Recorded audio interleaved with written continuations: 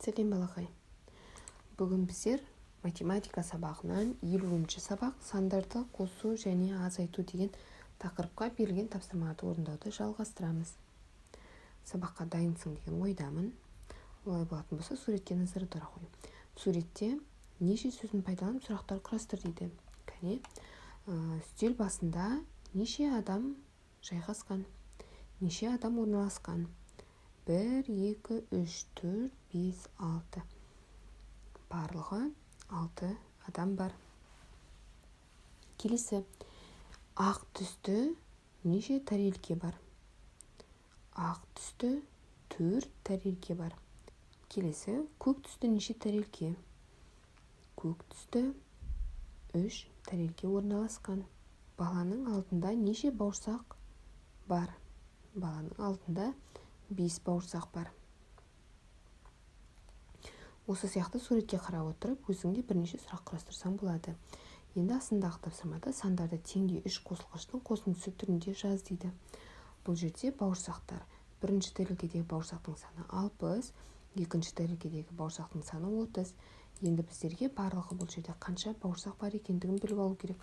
Ол үшін біздер 60-ға қосамыз 30-ды. 60-ға 30-ды қосатын болсақ 90. Енді біздер осыны теңдей 3 қосылғыштың қосындысы ретінде жазуымыз керек. Ол 30 қосылған 30, яғни 3 қосылғыштың да бірдей болу керек. Келесі 30. Бұның барлығын есептейтін болсақ, мәні 90-ға тең болады. Келесі, екінші тәрелкедегі алмалардың санын тауып көрейік. Біріншісінде 6, екіншісінде 9. Бұл жерде 15 алма бар. Енді біздер бұны теңдей бөлу үшін бұл 5 болу керек. Екінші қосылған 5 қосылған 5. Біздер осылай теңдей 3 қосылғыштың қосындысы түрінде жаздық. Келесі тапсырма, мысалдарды жазып, оларды есепте дейді. Бұл жерде азайғыштар берілген. Біздегі азайтқыш бұл 10. 50 азайтылған 10 тең болады 40-қа. 60 азайтылған 10 тең болады 50-ге. 70 азайтылған 10 тең болады 60-қа. 80 азайтылған 10 тең болады 70-ге. 90 азайтылған 10 тең болады 80.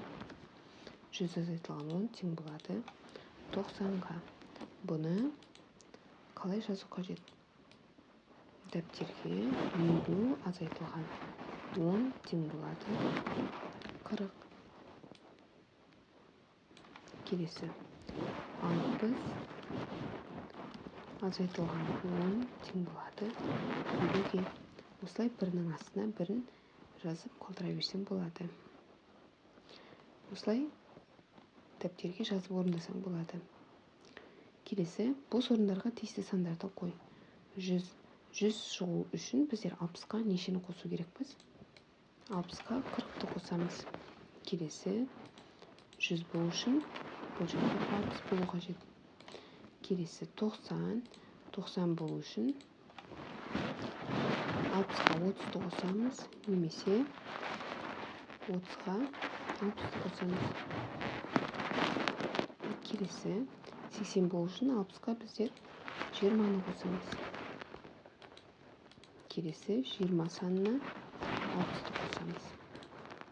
70 болу үшін 60-қа 10-ды қосамыз, және 10-ға 60-ты қосамыз.